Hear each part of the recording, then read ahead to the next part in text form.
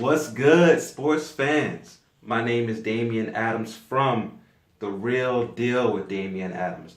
Make sure you please hit that subscribe button for me. And don't only subscribe to the YouTube channel, but also subscribe to The Real Deal with Damian Adams podcast, which you can find anywhere and everywhere you listen to podcasts, all right? Make sure you follow me at The Real Deal WDA on all social media platforms. That's The Real Deal. W as in whiskey, D as in Delta, A as in Alpha. And today I'm coming to you with my reaction to the Brooklyn Nets defeating the Philadelphia 76ers in Game 1 of their playoff series. Now, going into this series, I predicted the Sixers would win in 7 games, so I'm not shocked that the Nets came out and won Game 1, especially that the fact that we thought Joel Embiid wouldn't play in this game until about 10 minutes before the game started. Now, Joel Embiid, at the beginning of the game, looked like he was going to cause havoc.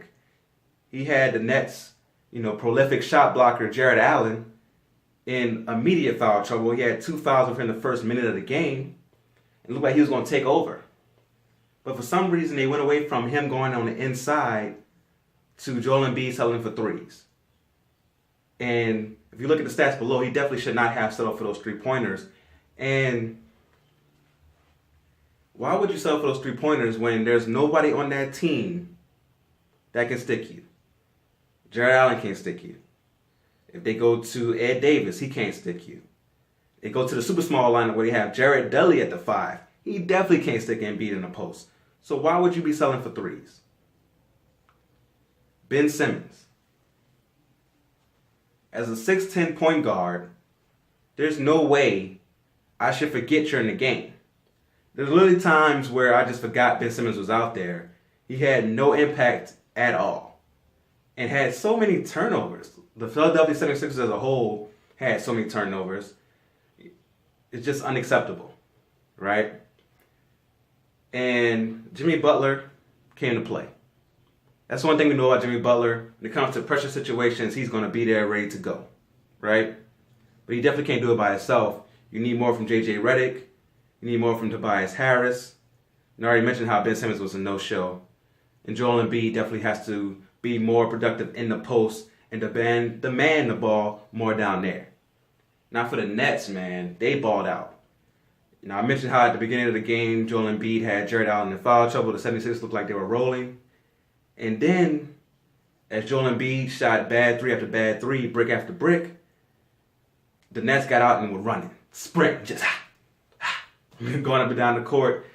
Full hustle, 100% the whole time. That's why you love a team like that. And they did a great job of overcoming D'Angelo Russell in the first half. D'Angelo Russell, I thought, was a little bit too hype, a little bit too tight in the first half. Now, of course, in the second half, especially that third quarter, he definitely balled out. But in the first half, he was a little bit too tight. And the Nets did a great job of overcoming that with the shooting of Joe Harris. You had Caris LeVert coming off the bench, killing it. Spencer Dinwiddie, killing it. And the Nets have so many ball handlers and people who can create off the pick and roll. D'Angelo Russell, like I mentioned, Dinwiddie, LeVert, those guys can create. And when you go to a super small lineups where you spread them out and you have Jared Dudley at the 5, what can the 76ers do with Boban in the game? Or even when they go to the center who can shoot threes in Bolton, he still can't be out there guarding against those type of guys who can create like that. The Nets have the formula to upset the 76ers. But the 76ers do have much more talent.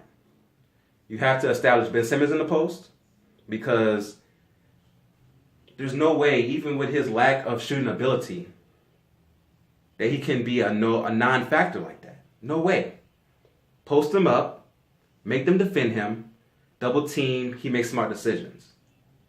Joel Embiid, same thing. Post him up, double team comes, make smart decisions. You're not going to have bad shooting nights like this from J.J. Redick.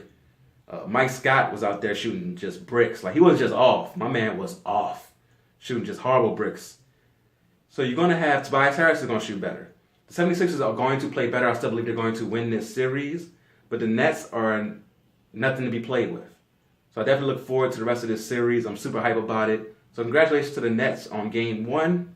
But I still have the 76ers winning this series Who do you think will win this series, and what do you think about Game 1? Please let me know in the comment section below.